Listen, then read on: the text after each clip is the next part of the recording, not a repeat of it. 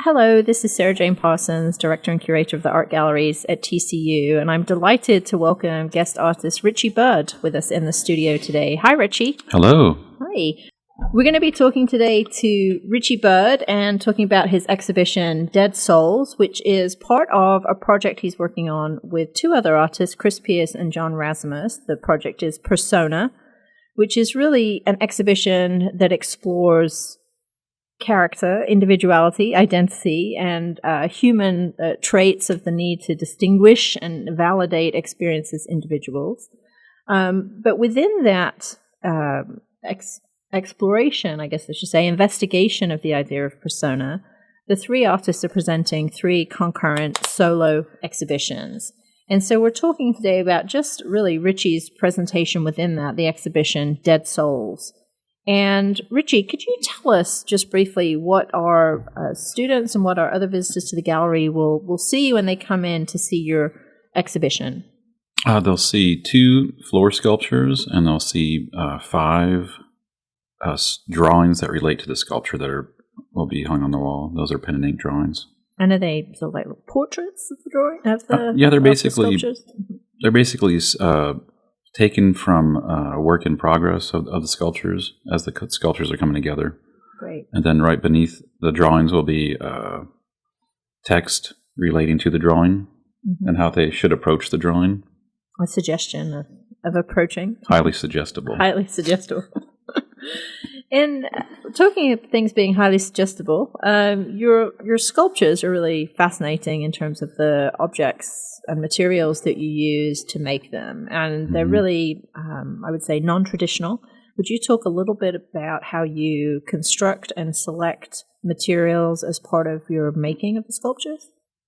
Okay, there's 2 ways, and one is the evolution of the sculptures. And I started with, I believe it was a popcorn machine in the first one, and I noticed how people reacted to it. And I also thought about the popcorn machine as a lateral movement out of context. Specifically in the movie theaters, it's basically an anticipation, whatever the word is, looking forward. Anticipatory. Maybe. Yeah. A food product that someone, they get excited about when they smell it. It sets up triggers, it sets up associations and anchors.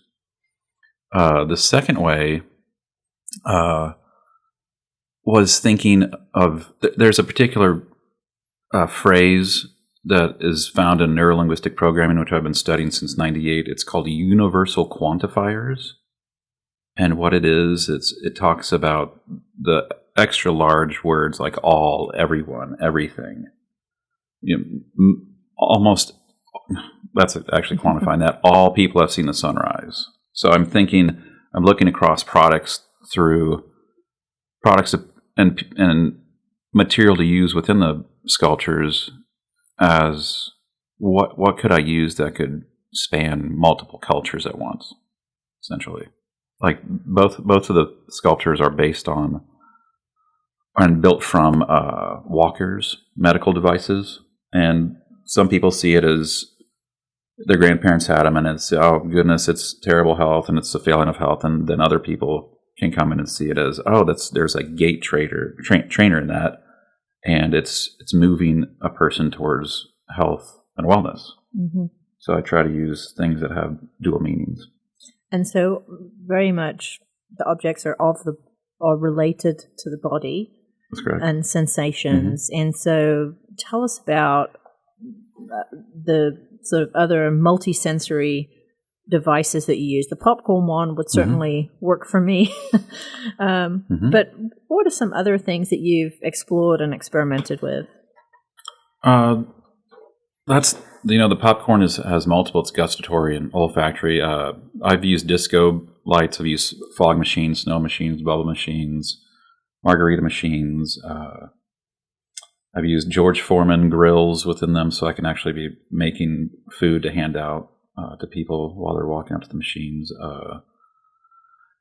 One of the most difficult ones is, especially in a gallery or museum, is the kinesthetic, because it deals directly with sensory on the skin, essentially. So it's like people touching.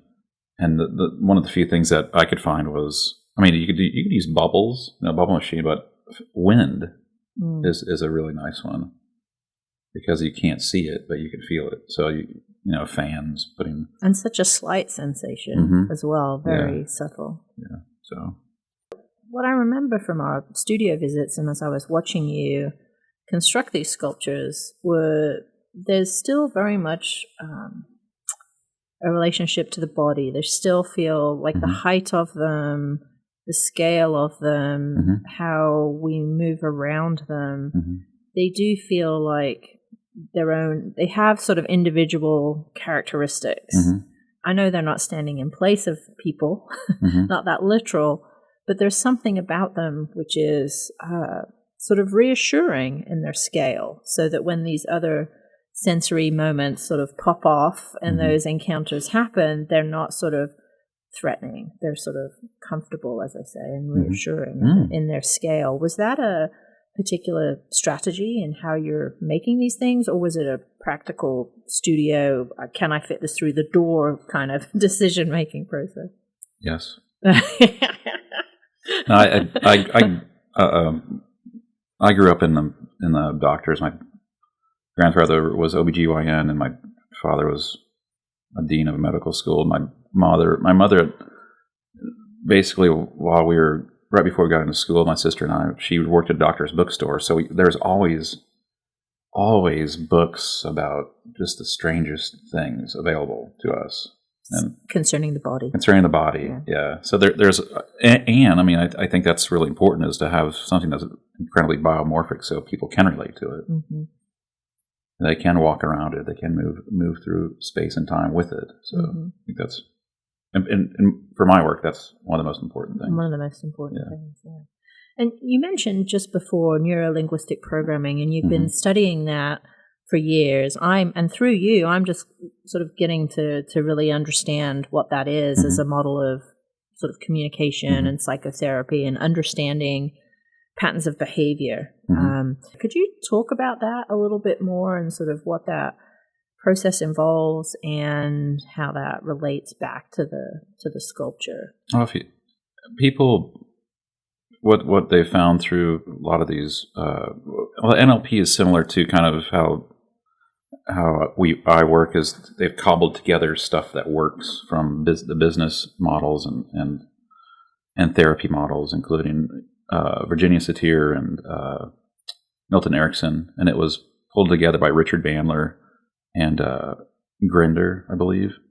And I've been studying with Richard Bandler, and one of the I mean, it is a truth in that people do communicate through their senses, because that's basically all we have. And so visual artists are creating through their vision, and they're creating visions for other people. Musicians are more than likely going to be auditory. They can have synesthesias, where they can see colors when it's played in the music. And there are people who are more prone to kinesthetic things, like mechanics and sculptors. And then there's chefs who work. And so knowing that that's how people communicate, why not pay attention to how they're communicating, so you can work with them even easier, as opposed to, like, let's say a visual trying to communicate with a kinesthetic. The kinesthetic is feeling what's happening, while the visual person is just pontificating on everything that's visual and they're seeing. So it's if you can link up with someone else's communication system, you're more apt to be able to influence them. And within NLP, you're influencing people for good and assisting them in the directions that they want to go. So, and I would think, particularly for art students, that's really important. I think it's a tough scene out there when you graduate, and if you want to keep practicing as an artist, that would give you some skills in thinking about other avenues for your creativity, or potential collaborations, or things of that nature. Yeah, and what spun off that is there's some some paperwork that I would go over called Know Your Outcome, And it starts with, what do you want? And it just kind of goes through and picks up everything we've been talking about. And it really hyper-focuses someone on what they want in their life.